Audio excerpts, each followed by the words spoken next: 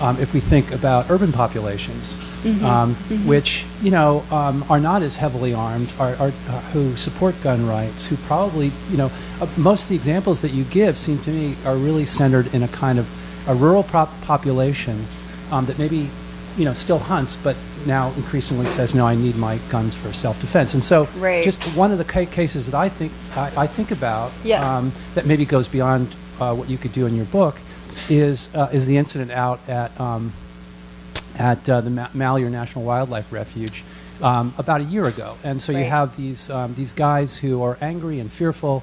They hate the Bureau of Land Management. They believe that they really own this land.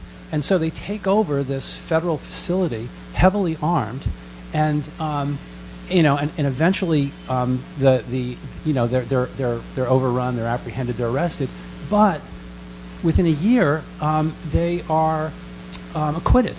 Yep. And it happens not in Malheur County or Jefferson County or Harney County out there in rural Oregon, but in Portland, Oregon.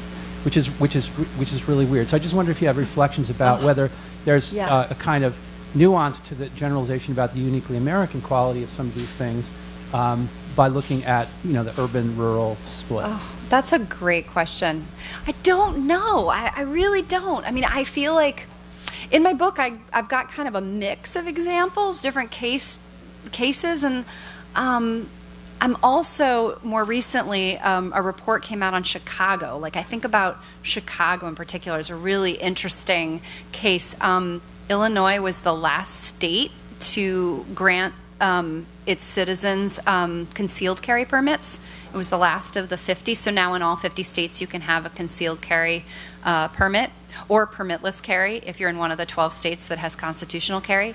But it's gun violence in Chicago, in particular areas, is really intractable problem. When you look at the sort of cauldron of underserved communities, withdrawal of social safety net of various forms, gang violence, mass hyper incarceration, racialized incarceration, and police violence. It's a really intractable problem. And so, yes, there is a real difference. The only time I really spend on that difference between the rural versus the urban is in the chapter where I'm looking at African American resistance, armed resistance, and the interesting thing that I find is that we talked about the Black Panther Party, but the precursors were rural. The first black civil rights organizations to be armed and stand up to white supremacy with weapons, all according to the law, happened in the rural South. So like Monroe, North Carolina, and different rural areas in Mississippi and Alabama, and yet we don't hear about those in our history books as much as we do about the Black Panther Party, which gets demonized as being anti-white or violent. And in terms of quote-unquote riots, the language of riots, that's mostly an urban phenomenon as well. But I don't really know what to say then about the sort of difference there between the translation from rural to urban in terms of armed citizenship. Can you say, did the trial occur in Portland? So I'm actually curious about the jury pool. So because the actual case develops in federal lands and an area one would characterize as rural. But a jury is found and seated in Portland that is persuaded by the self-defense argument given. So it would, that seems to me to suggest that the rural-urban distinction might not even hold. I'd want to know more about the demographics, I suppose, of the jury and how they were selected. But in some ways, it doesn't even really matter. Like, what I find is that it does, like, often the demographics of the jury don't matter as much as the prevailing ideologies and what's reasonable. So, like in Zimmerman's trial and in many other trials, it doesn't matter. You can have people of color in the jury who still think that it's reasonable for particular social actors to stand their ground or to be fearful in a particular moment. So in a way, I'm not all that surprised. But it is sort of interesting that in the city they would see this as a reasonable set of behaviors. And certainly those folks end up becoming kind of lionized. They become like the action heroes of do-it-yourself security citizenship for many people who believe that that should be our right. Good question. Yeah, Julia. Hi. So on the topic of juries, I was actually wondering if you thought about the relationship between all of this and the rise of plea bargaining in the United States. So obviously, like, the cases that get the most news coverage have juries, and they're often terrible, but I kind of am thinking, isn't it incredibly dangerous to have defense counsel, and you alluded to this with Kai Peterson's case, that is, like, operating based on their own projections of this bad white jury? Like, how did you find that impacts cases? Especially with domestic violence cases. And I honestly, this is something, I'm not a legal scholar, so I'm learning as I go. So maybe we can talk about this later, because I'd love to hear more of your insights on it. But a lot of domestic violence survivors will plead down because they're instructed that it's the best way to get out of serving more prison time. So what happens is that influences the shape of our archive. It influences the way in which we see these cases as stand your ground cases, or as cases of something else, whether it's justifiable homicide or excusable, or just straight on criminal homicide. So yeah, people who recognize that in the jury's eyes they are less likely to be perceived as reasonable in their claims of fear will often plead down or be instructed to do so.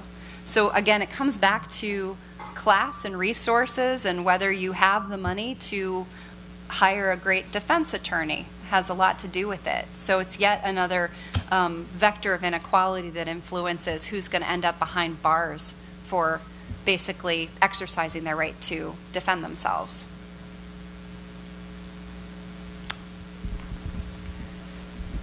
So you've touched on police brutality a little bit, and I'm curious about looking at the historical context you've outlined in the idea of property and this historical definition, and how it kind of gets amplified when a blue uniform is put on. And you can talk about that in terms of something like the Stanford prison experiment, but you can also look at it in terms of the idea of property changing, of the thing you need to protect in a uniform is the public safety. And so it becomes this massive thing that one person is protecting. And I'm curious what you think about that. A lot of different layers to that question. So if I understand correctly, one is how policing becomes focused around public safety, which is often very much code for protecting property. I mean, often when we see, there's a riot happening in Ferguson, it's the major transgressions that call out law enforcement are when people, destroy private property, whether it's automobiles or stores or whatever, that these are seen as transgressions against public safety rather than transgressions on public safety. So absolutely, there's sort of a call to protect private property, for sure. Another thing with law enforcement, or just what I found historically, I found a lot of really troubling things historically, actually, but one of them was that for law enforcement, it's a much lower bar. In a case of a police shooting, especially of an unarmed citizen, it's a much lower bar for the police to be exonerated based on reasonable fear and self-defense. So when a member of law enforcement claims self-defense after shooting an unarmed civilian, it's easier for them to get exonerated. And it has been for a very, very long time. And this has a long genealogy. There's also a lot of disturbing stuff I found about post-Reconstruction policing in the South, that police forces in southern states proliferated in the wake of Black liberation in response to what was perceived as the threat to public safety of Black freedom itself. So policing emerges in certain Southern jurisdictions in response to that. So none of that is really surprising to me, except the extent to which now we have recording devices readily at our disposal. We can record these instances of police violence, and still justice is elusive. There was a case just a day and a half ago in, I want to say California, somewhere in California, where an off-duty white police officer basically was trying to hold on to this child, this 13-year-old, I think, Latino boy, and ended up, in the end, pulling a gun on him and shooting. Didn't kill anybody, thank goodness. But the 13-year-old boy and a 15-year-old friend who was trying to intervene are facing criminal charges. The police officer so far hasn't been charged with anything. But if you look at this video, it's shocking. This is an adult, grown man brutalizing a small child. It continues. And I don't really know what to say about it, except, yes, it is absolutely imbued with notions of property and who has the right to own that property and protect it. I think the reason the man was attacking the child was because the child had been on his property. So it comes up again and again and again. Yeah, I think that this. I was almost about to say, can we have a happy ending? But I actually think that that would be to turn away from what I think is the urgent and sobering and just such important argument of your book, and that in fact history has many things to tell us about our current moment, and which bodies can be safe, which bodies can be targeted for violence, including lethal violence, and which cannot. And it's not about a happy ending. It's about making better futures together. And so. Right. Dr. Caroline Light, thank you for being in conversation with me this evening. Thank you, and please join me. Thank you so much. And I'm told you will happily sign copies of your book. Actually, and she will actually, in the service of selling books, sign any book that you buy here at NYU Bookstore this evening. Any book. Any of these books on legal theory and evidence. Thank you so much, Caroline Light and Anne Pellegrini. Thank you all for being here. We also have a book that Anne Pellegrini had co-authored. You can tell just by looking, and 20 other myths about LGBT life and people. Both are on sale this evening, and we thank you for being here and hope to see you again soon. And may we have peaceful times. Thank you. Here's hoping. Thank you, Ariel.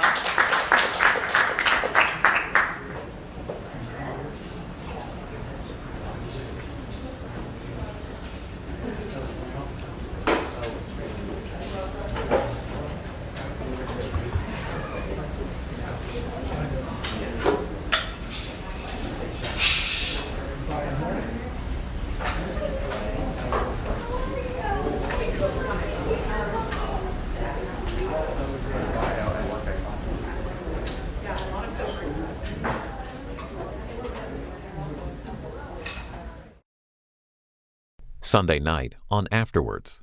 Rhode Island Senator Sheldon Whitehouse examines how government is impacted by corporate money and special interest groups in his book, Captured: The Corporate Infiltration of American Democracy. He's interviewed by New York Times investigative reporter Eric Lipton. When you have one corporate front group spending $700 million plus in the last election and planning to spend $400 million in the next election, in the midterms, that's just a huge footprint, and there's a lot more going on behind it. The second piece of that has been kind of bringing home the long-term effort of the Republican Party to put so-called business-friendly judges in the courts, so that the courts have become increasingly hostile to regular folks and increasingly interested in protecting corporations. Watch Afterwards Sunday night at 9 Eastern on C-SPAN 2's Book TV. Our visit to Chico, California continues with local author Robert Cottrell as he explores the counterculture of the 1960s and some of the influential people and movements that helped define it. The name of my book is Sex, Drugs, and Rock and Roll, The Rise of America's 1960s Counterculture. My book focuses on kind of the whole of American Bohemia to a certain extent. So I go back and talk about early progenitors. I talk about figures like Edgar Allan Poe and Walt Whitman. I talk about members of the lyrical left in the early 20th century, John Reed, Louise Bryant. I talk about the hipsters. And then I focus on the Beats. I get to figures of the cast of Allen Ginsberg and Jack Kerouac, who are two of the central biographical elements in this book. And then I go on and talk about Timothy Leary, Ken Kesey, and then a whole array of characters who coursed through the decade of the 1960s. When we think of the counterculture of the 1960s, when we think of the hippies, we think of literally millions of participants in one capacity or another. And they were individuals who were disenchanted with matters as they were in some fashion. They were concerned about the greatest stain on the American body, republic, Jim Crow, its continuance. They were deeply concerned about the war in Vietnam. So those are kind of two of the twin pillars in a manner of speaking.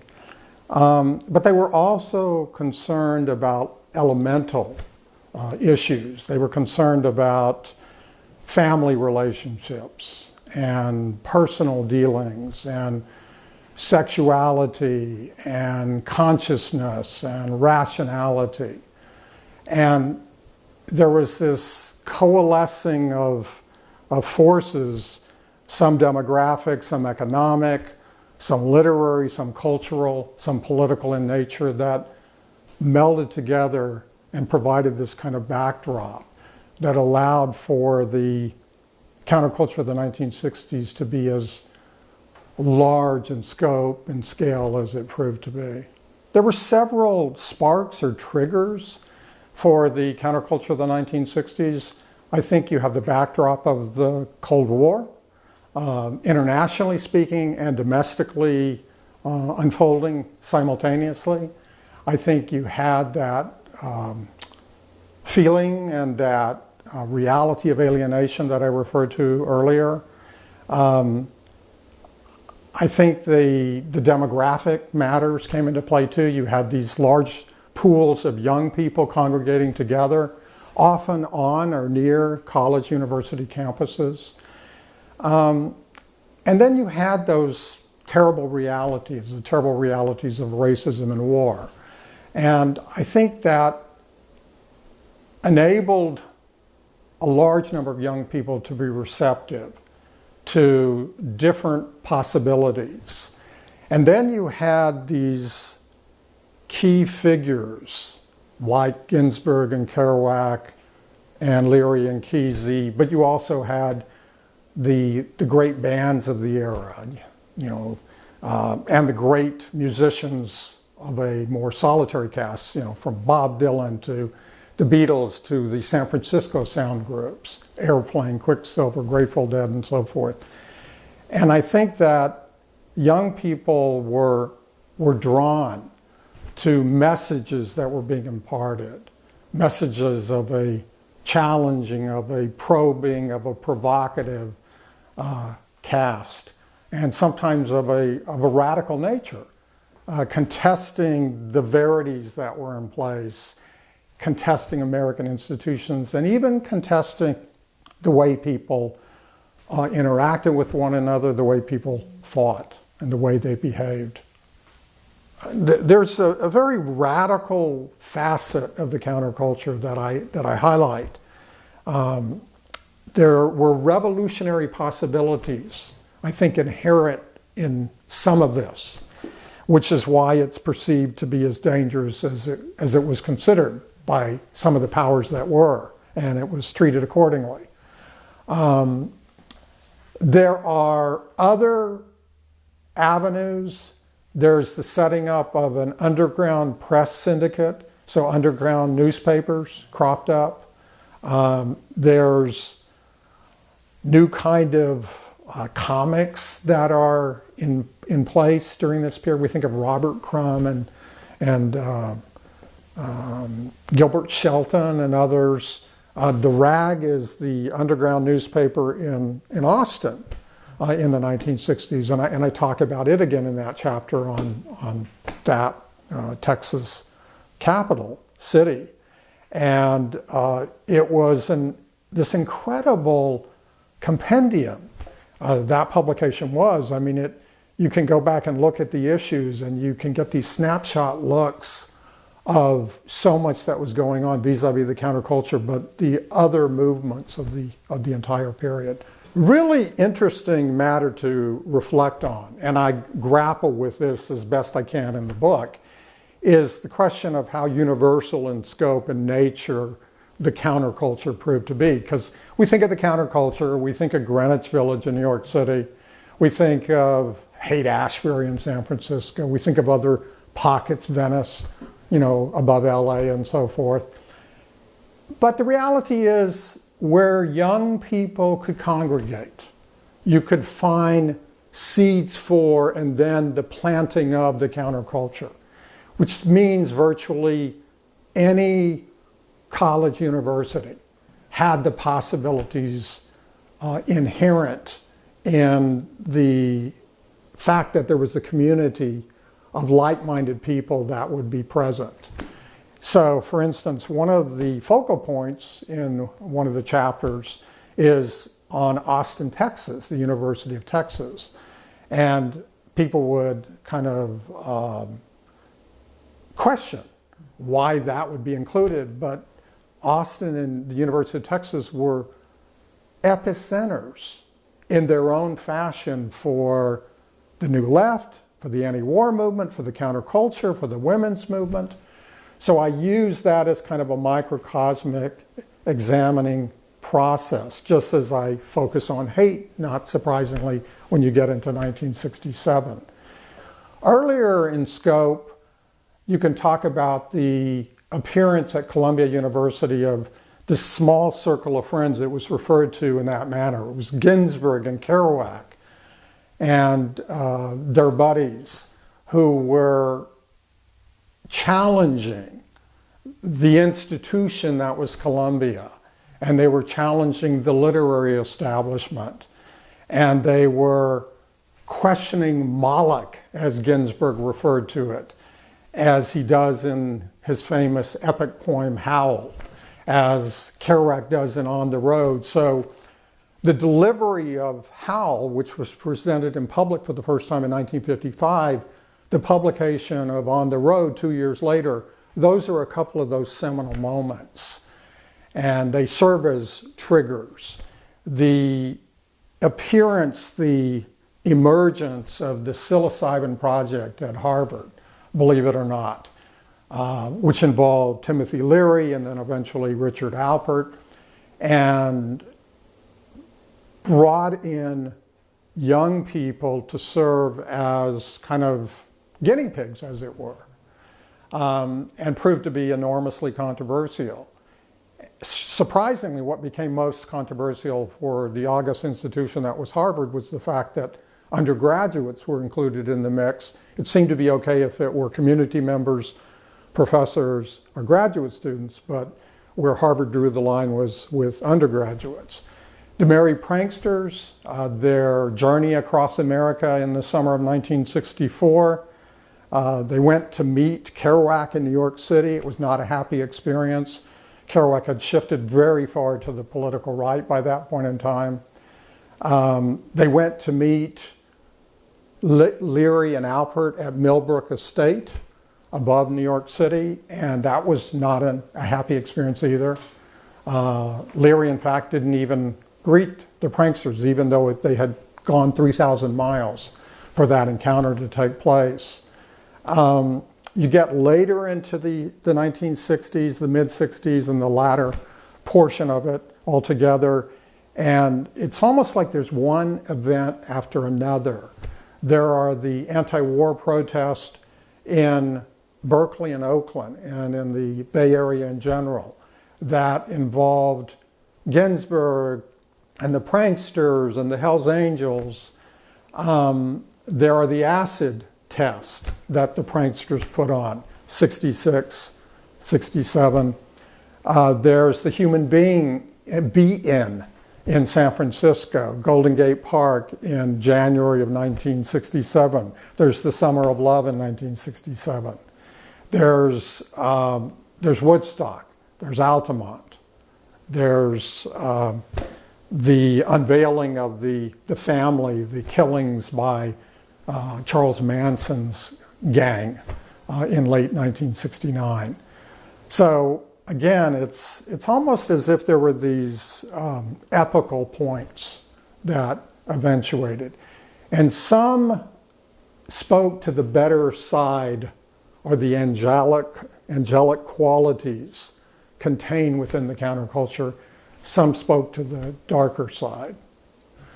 And you end up with people's own frailties and their own weaknesses and the despoilation that drug usage brings about and all the sexually transmitted diseases that are ushered in and then the lost lives that are such a part of the story. And we think of the successes, but there are those who burned out along the way. I mean, they're the famous musicians, right, who died because of drug overuse, correct? So you think of, almost in one fell swoop, when Janis and Jimmy and Jim died, Janis Joplin and Jimi Hendrix and Jim Morrison, in a matter of months, 70 and 71. But there are countless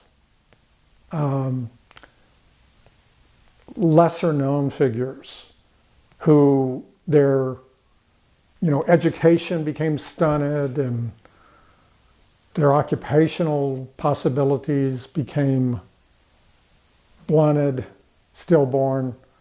And some of the people never recovered. They never recovered, their minds didn't recover and their psyches didn't recover and their damaged relationships were not reknitted. So there's, lots of serious aspects to the counterculture, and some, as I said before, seemingly were of this millennial possibility-wise, or some of them seemingly reached to the stars, right, in a millennial-like manner, but in some ways it was the apocalyptic realities that helped to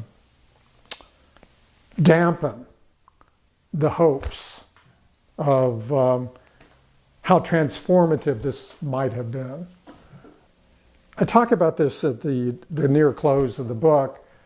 The computer revolution that we've experienced over the last few decades, the PC revolution, Silicon Valley et al., a lot of that is, believe it or not, connected with the counterculture. And part of it is pertaining to who was drawn to those kinds of pursuits. And the attempt to reach a different kind of consciousness in different ways. And just as the U.S.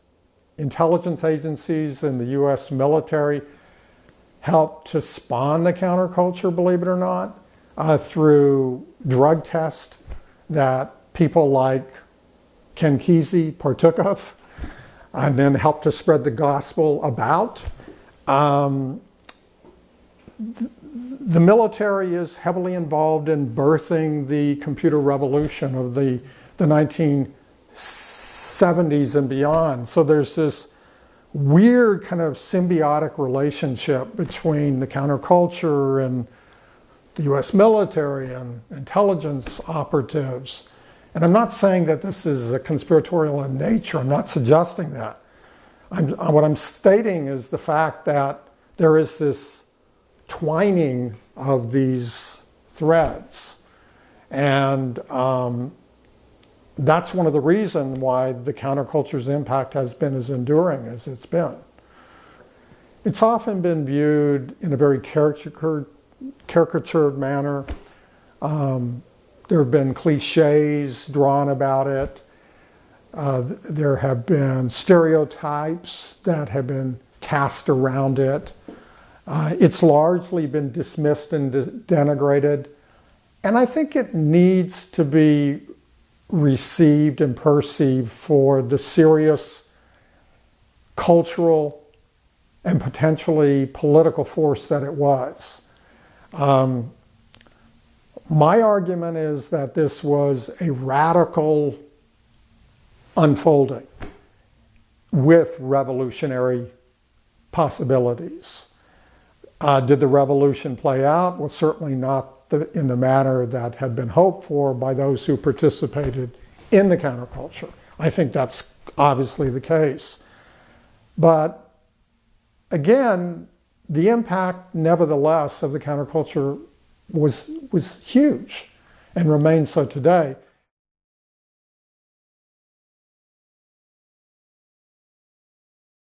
Book TV is on the campus of California State University at Chico. This university is the second oldest university in the California system. Come inside with us to hear about the future of journalism. The book is Media Smackdown, Deconstructing the News and the Future of Journalism. And actually, this book is the brainchild of Abe Amador. Abe was a reporter for the Indianapolis Star for 25 years. He's a prolific author in his retirement. And Abe had put together the manuscript, and he brought in Jim Kuipers and me toward the end of things to bring a different perspective to the work. The book gives kind of this brush over of the history of journalism. There's a nice chapter on the history of journalism, but the basic idea is you have these series of factors that have transformed journalism in the past 75 years. So we had the rise of corporate ownership, starting in about 1946. We had the rise of the internet. We had the rise of the World Wide Web that changed almost everything and allowed individuals to participate. And then we had global economic collapse starting in about 2007. And along with that, we had the rise of smartphones, apps, and social media. So you've got this perfect storm where you have huge corporate ownership of the media, declining returns because of competition and economic issues, and you have a result. As a result, you have a flood of information and bad economic times, which really crippled the corporate media and took a lot of journalists out of the industry, whether willingly or not. So Media Smackdown really traces the evolution of newspapers in particular, from a partisan press to a nominally objective press, back to what's arguably becoming a partisan press. So that's a key function. So the book, in the introduction, we talk about that there is a far left press, there's a near left press, there's a far right press, there's a conservative right press.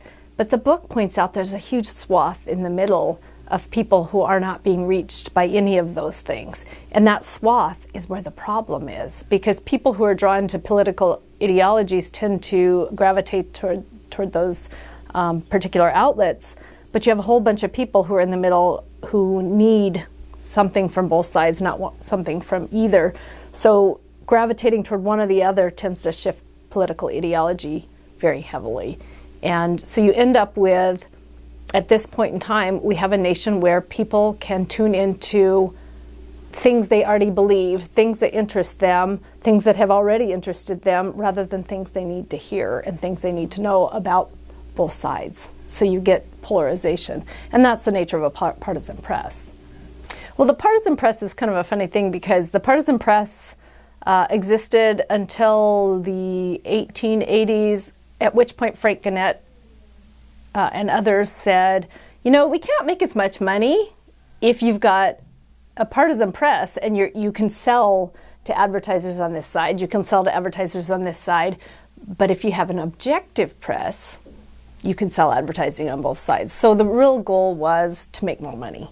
So objectivity is this kind of funny norm that reporters mean well when they say they believe in a norm of objectivity, but it's impossible to be objective. And so the norm of objectivity has become this kind of funny thing that's been replaced by advocacy journalism on one side. It's been replaced by neoconservatives on this side. So it's more of an opinionator press than an objective press. I had people I knew who I gave them the manuscript to read, and they were working for corporate groups, and they were very offended by the book because the corporate perspective is we're saving journalism, not hurting it. And I think I think you could look at it two different ways. One of the things that corporations have tried to do for journalism is they've tried to systematize it, routinize it, make it a product that could be duplicated from place to place, that news is a product. That's really a foundation that banks on agency, that it's a product, it can be marketed, and it's not like milk, right, that has an expiration date. But news is more like milk. It has an expiration date, and it's also anchored to one place, right? Before pasteurization, milk had to be made in the community where it was going to be distributed because it couldn't spread out. And so the corporatization of media was sort of like pasteurization. We just make it homogeneous and we spread it out.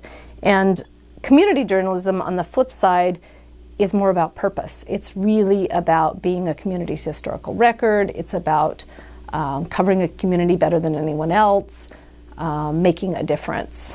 So two conflicting kind of ideas. But corporate journalism isn't necessarily a bad thing. It's just how it's executed from place to place. It's difficult to homogenize news. There are two ways of looking at the trust issue in the public. One is that we had more trust because people trusted the institution. They understood that there was a process, that there was a reporter who would do the interview and write the story. Then there would be an editor who would look at it, and there'd be a copy editor, and there would be a multiple touch process, so that what came out was this fixed form thing that had been carefully researched, was part of the historical record. We're now at a point where we've got a 24-second news cycle, right? We've gone from a 2-day, 3-day news cycle to a 24-hour news cycle with CNN to a 24-second news cycle with Twitter. 24 seconds is a really long time if you're talking about Twitter.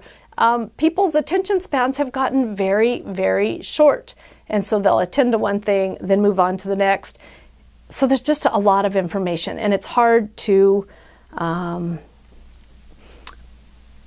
for people to process everything in a headline or a tweet. And a lot of us are just reading headlines in our news feeds.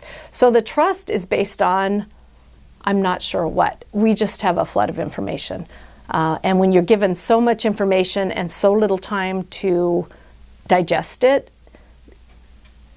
you don't trust any of it. If you hear one thing here and one thing here and one thing here, you stop thinking about, you stop thinking of it as being trustworthy. How do I trust the New York Times when I'm hearing exactly the opposite thing 2 seconds later from someone else? In the book, we do talk about public perceptions of what constitutes a liberal press, what constitutes a conservative press. Great examples, NPR and CNN have kind of taken over the more liberal press in the public's mind, even though they try and fight that perception most of the time. And then Fox has cheerfully embraced the conservative role. And today, Fox has kind of shifted toward the middle a little bit. And there are other organizations that have stepped into the farther right. They are self-identifying, among other things. And I do think we're at a point in history where, strangely enough, we are having a self-identified partisan press. As hard as the New York Times and the Washington Post are trying to hang in the middle, they are being identified as part of the liberal problem by our conservative administration, among other things.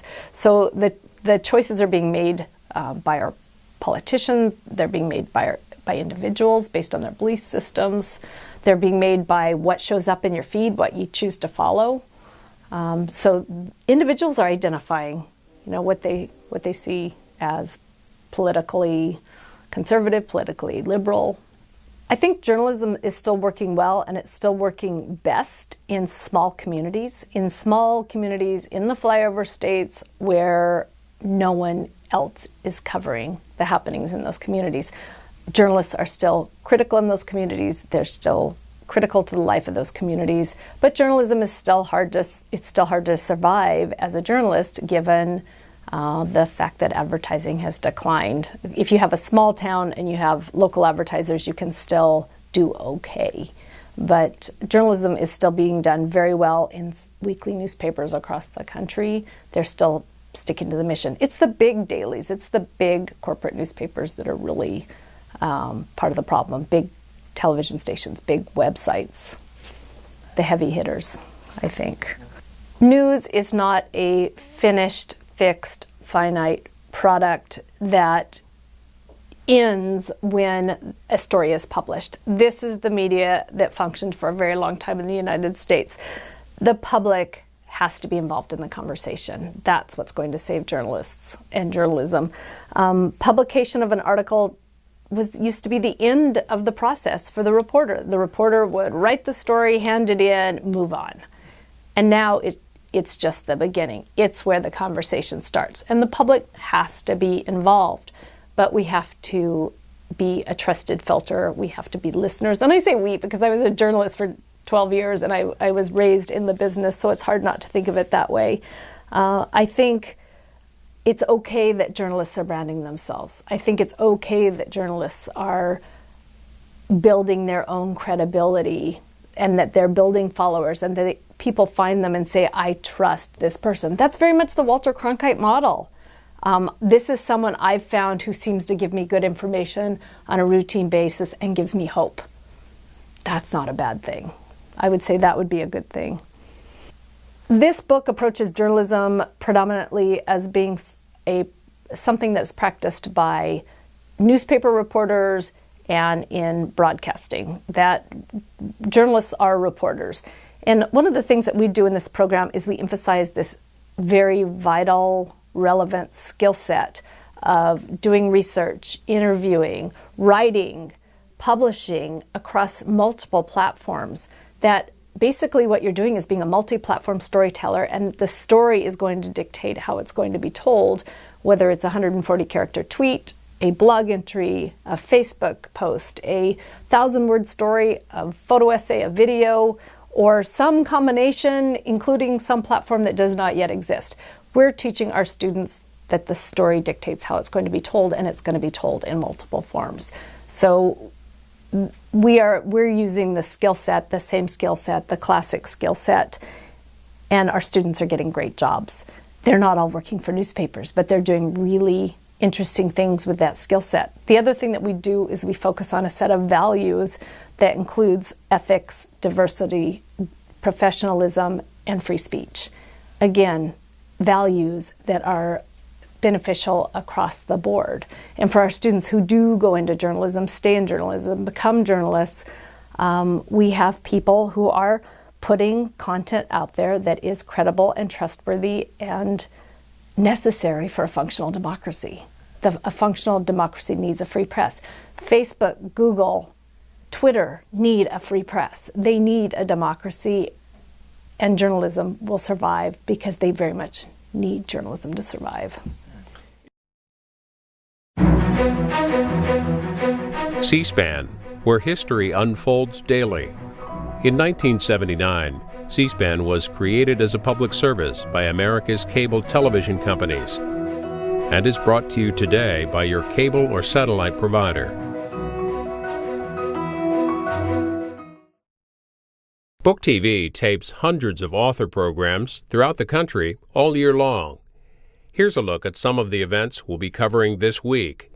Monday, we'll be in the nation's capital at Busboys and Poets, where former policy advisor and speechwriter for President Bill Clinton, Eric Liu, will share his strategies on how citizens can become empowered.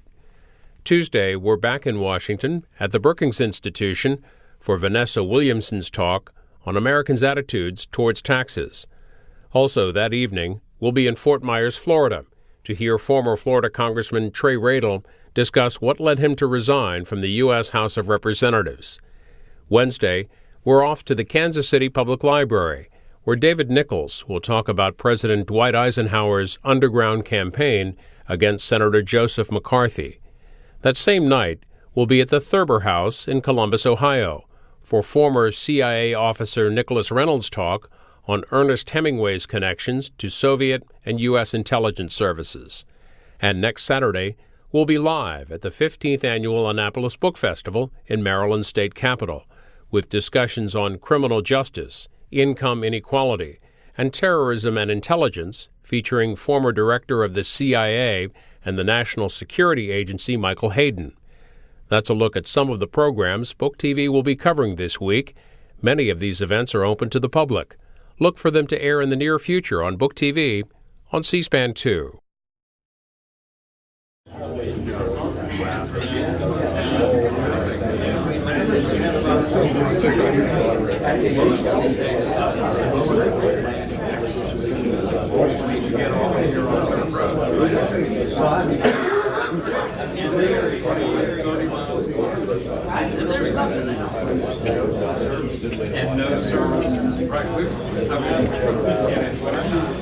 Good morning.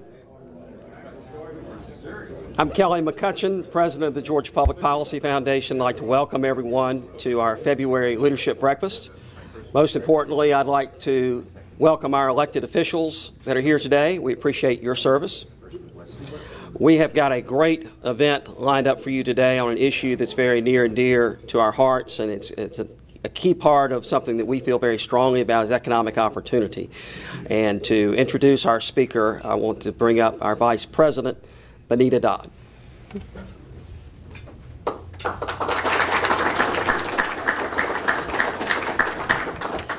Good morning.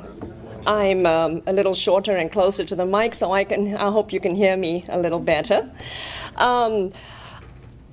I'd like to welcome Dick Carpenter today, but I want to tell you first how much we have worked over the years with the Institute for Justice. I think their motto is, "We sue government," and that sounds pretty good to me. But Dick is a co-author of Bottleneckers, and don't miss your opportunity to get a copy of this. It is excellent and shocking. Bottleneckers, Gaming the Government for Power and Private Profit. He's also Director of Strategic Research for the Institute for Justice, where he works with staff and attorneys to define, implement, and manage social science research related to the Institute's mission. He's an experienced researcher. He's presented and published on a variety of topics ranging from education policy to the dynamics of presidential elections. So catch him later to talk about that. His work has appeared in academic journals, including the Economic Development Quarterly, Economic Affairs, the Fordham Urban Law Journal, International Journal of Ethics, Education and Urban Society, Urban Studies, Regulation and Governance, and magazines including Regulation, Pi. I'm not from around here. Delta Kappan, and the American School Board Journal. Moreover, the results of his research have been quoted in newspapers such as the New York Times, the Washington Post, and the Wall Street Journal. His research for the Institute for Justice includes reports such as disclosure costs, the unintended consequences of campaign finance reform, license to work, private choice in public programs, how private institutions secure social services for Georgians, designing cartels, how industry insiders cut out competition, and victimizing the vulnerable, the demographics of eminent domain abuse. And if you know the Institute for Justice, they've done some excellent work that resulted in some of the toughest eminent domain legislation in Georgia, so we thank you for that. Before working with the Institute for Justice, Dr. Carpenter was a school teacher and principal. He's a public policy analyst and a faculty member at the University of Colorado, Colorado Springs, where he's currently a professor. He has a PhD from the University of Colorado, and despite what you might think, he does have some spare time in his life, and he tells me that he is a classically trained musician, percussionist, and a pilot, and he promises that he doesn't do them at the same time. So we'd like to welcome Dr. Carpenter.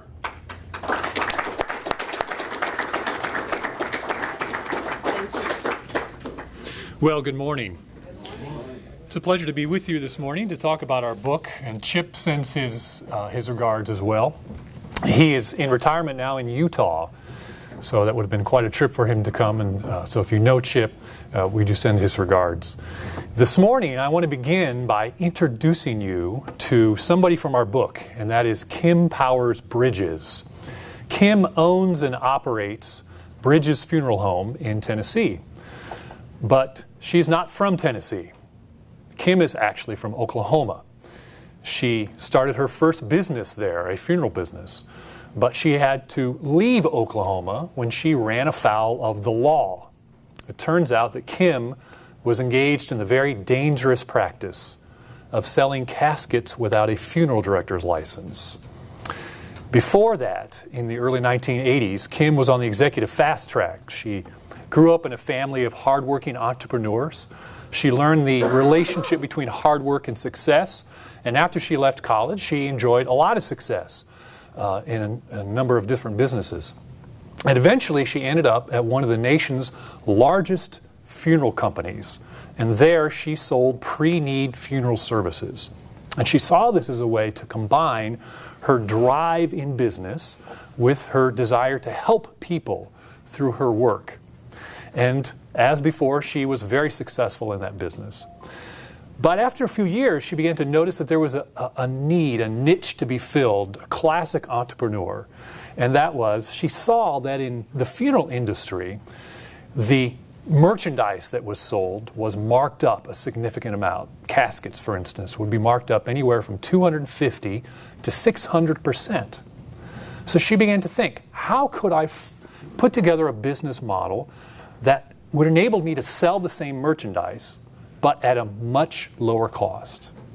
So she eventually left this funeral business. She joined up with Dennis Bridges, who had left the same company, and they spent a year forming what became Memorial Concepts Online.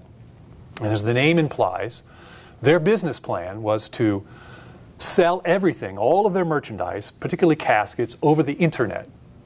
And they would take advantage of drop shipping from manufacturers so they wouldn't have any inventory on hand. That enabled them to keep their costs very low, and then they passed on those savings to the consumers. And they thought they had a winning business plan, and they did.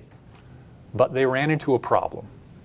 And the problem was, Oklahoma state law says that if you want to sell a casket to consumers in Oklahoma, and you're an Oklahoma-based company, you must be licensed as a funeral director.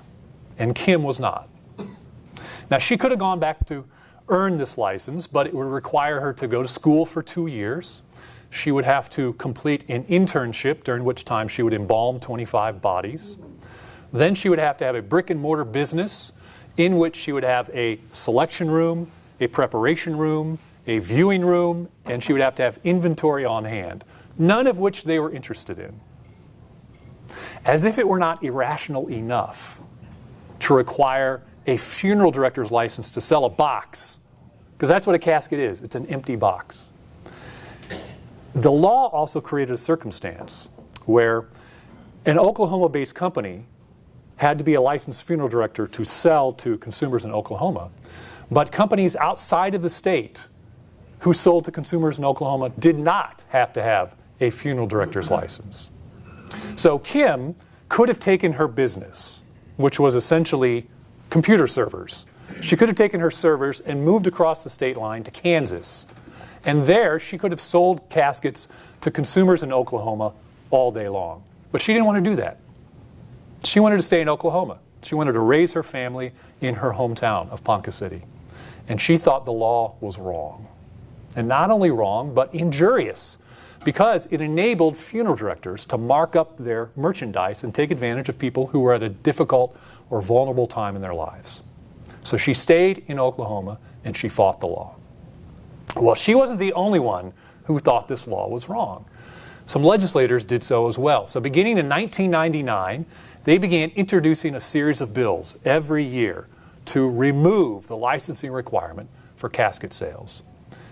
Kim testified on behalf of several of these bills. And every year, they lost. They lost for one reason, and one reason alone. And that was the licensed funeral directors, the industry, would go to the legislature and they would lobby aggressively to protect their license. And every year, they succeeded. So today, in Oklahoma, if you want to sell a casket, and you are an Oklahoma-based company, you must have a funeral director's license.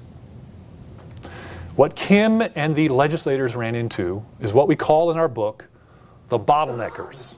A bottlenecker is somebody who advocates for the creation or perpetuation of a government regulation, particularly an occupational license, to restrict the free flow of workers into an occupation in order to enjoy an economic benefit as a result.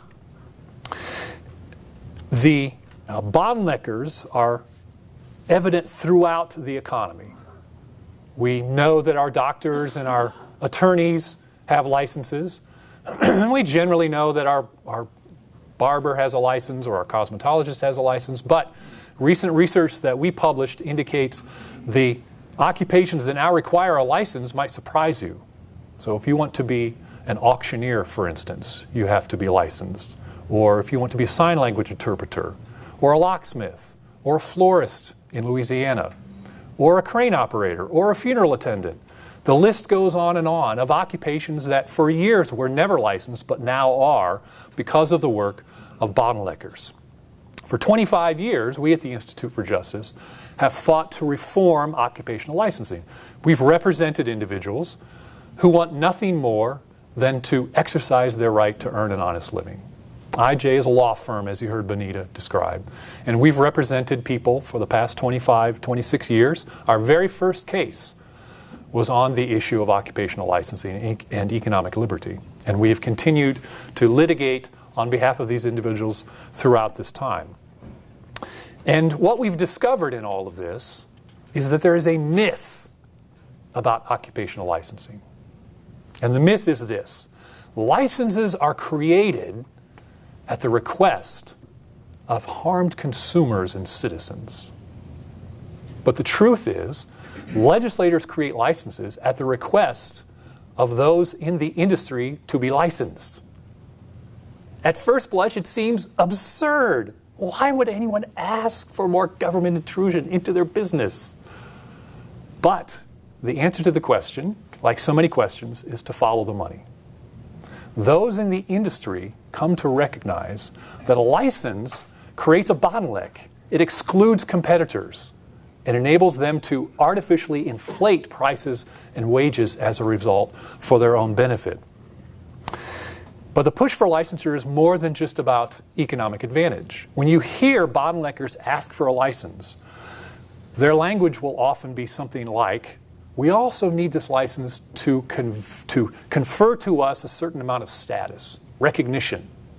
We want to be licensed because we want to be like those other occupations or professions that are already licensed. A certain recognition that comes only with licensure.